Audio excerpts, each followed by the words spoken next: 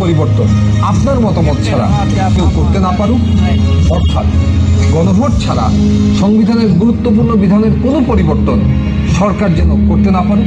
আপনি কি চান তত্ত্বাবধায়ক সরকার কিভাবে তৈরি হবে এটা সরকারি দল এবং বিরোধী দল মিলেই ঠিক করুক? একই রকম ভাবে নির্বাচন কমিশন, পিএসসি, সিএজি এসব গুরুত্বপূর্ণ নিয়োগে বিরোধী দলেরও ভূমিকা থাকুক। আপনি কি চান সংসদে নারীদের প্রতিনিধিত্ব বাড়ুক?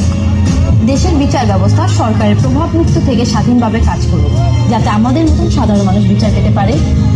আপনি কি চান সব বিভাগীয় শহরে উচ্চ আদালত স্থাপন হোক? ধরেন আপনার স্বজন খুন হয়েছে, সেই খুনের দায়ে দণ্ডপ্রাপ্ত আসামিকে প্রেসিডেন্ট চাইলেই ক্ষমা করে দিতে পারেন।